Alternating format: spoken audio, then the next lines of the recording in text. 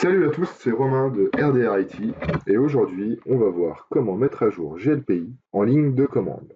Comme vous pouvez le voir ici, je suis sur une installation de GLPI en version 11. Donc afin de tester s'il y a une mise à jour de disponible, la première chose qu'on peut faire dans l'administration, ça va être de cliquer sur vérifier si une nouvelle version est disponible. Au rechargement de la page, on a une notification qui se trouve en bas et on peut voir qu'une nouvelle version est disponible à 11.0. Vous pouvez également faire vous-même cette vérification directement depuis la page des releases de GLPI. Et ici, on peut voir qu'on a la version 11.0.1 qui est disponible. Alors, avant de vous lancer dans la mise à jour de GLPI, il est important de faire une sauvegarde de votre machine virtuelle et idéalement un snapshot. Cela nous permettra de revenir en arrière beaucoup plus rapidement. Le but de cette vidéo est d'illustrer le tutoriel qui est disponible sur le site rdrit.com.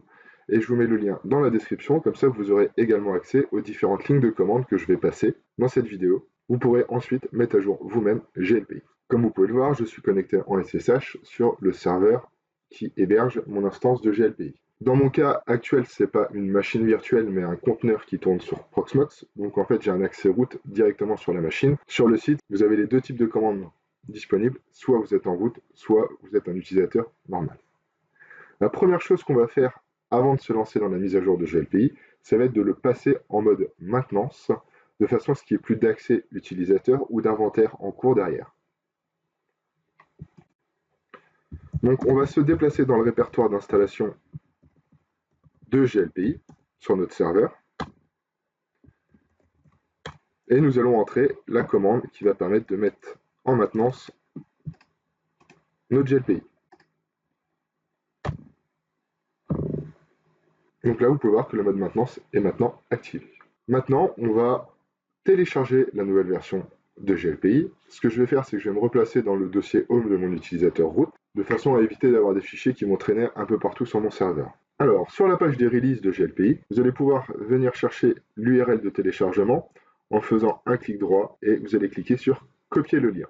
De retour dans le terminal, on va faire un wget, on va coller le lien et on va le télécharger. Voilà, GLPI est téléchargé. On va maintenant décompresser l'archive qu'on vient de télécharger à l'aide de la commande tar avec les paramètres xvzf et le nom de l'archive derrière. Alors comme vous pouvez le voir, la décompression de l'archive est assez rapide sur un serveur Linux. Sur Windows, ça prend un peu plus de temps. Maintenant, ce qu'on va faire, c'est qu'on va copier notre dossier GLPI actuel dans un GLPI old afin d'avoir une sauvegarde et notamment tous les fichiers de configuration. Pour effectuer cette opération, on va utiliser la commande mv qui va nous permettre en fait de déplacer le dossier GLPI dans le dossier GLPI old. mv correspond à mouvement. Dans la réalité, ça revient à renommer le dossier. C'est pour ça que cette commande est très rapide. Maintenant, ce qu'on va faire, c'est qu'on va recréer notre dossier GLPI qui est déclaré dans notre virtual host Apache. Maintenant que le dossier est recréé, en fait, on va déplacer l'ensemble des fichiers qui se trouvent dans l'archive qu'on vient de télécharger dans notre dossier de virtual host GLPI. Pour cela, on va encore utiliser la commande mv qui va nous permettre de déplacer l'ensemble des fichiers dans le dossier du virtual host Apache. Donc voici la commande, c'est on déplace tout ce qui se trouve dans le dossier GLPI dans notre nouveau dossier. Maintenant, on va déplacer les fichiers de configuration, de plugins et autres dans notre nouveau dossier GLPI. Maintenant, ce qu'on va faire, c'est qu'on va copier le dossier files et son contenu dans notre virtual host à jour de GLPI. Alors là, le passage du dossier files prend un peu de temps parce que j'ai l'inventaire d'un parc dedans, donc il y a plusieurs milliers de fichiers, ce qui prend du temps. Donc on va faire ça avec le dossier files, config, marketplace et plugin. Vous trouverez la liste des commandes à passer directement dans le tutoriel sur le site. La restauration des fichiers et des dossiers qui contient la configuration et les données est terminée. Avant de passer à la mise à jour, on va remettre les bons droits sur le dossier qui héberge notre GLPI.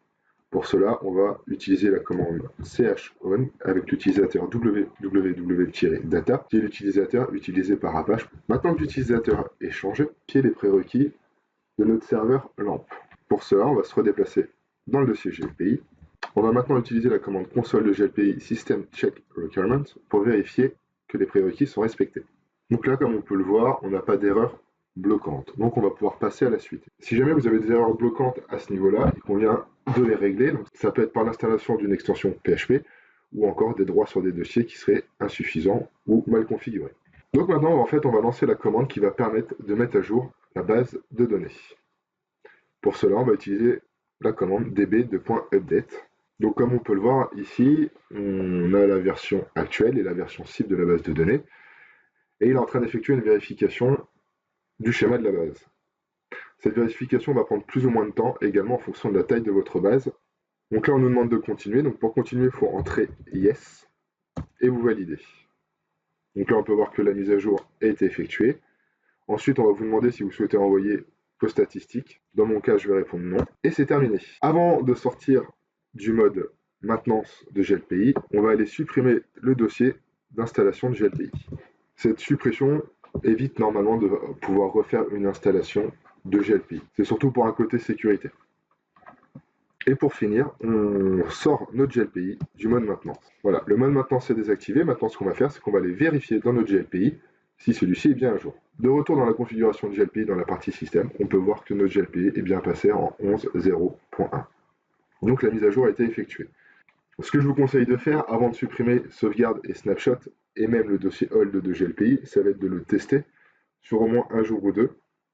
Une fois que vous avez validé le fonctionnement normal de GLPI, vous pouvez supprimer votre snapshot, la sauvegarde normalement non, et vous pouvez également supprimer le dossier GLPI hold.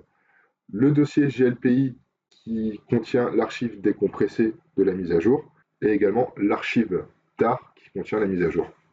Voilà, vous savez maintenant comment mettre à jour GLPI en ligne de commande. Pour moi, c'est la solution la plus rapide et la plus simple.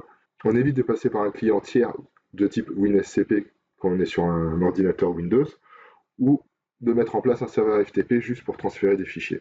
Je vous dis à bientôt sur la chaîne YouTube RDR IT et sur le site rdrit.com pour de nouveaux tutoriels.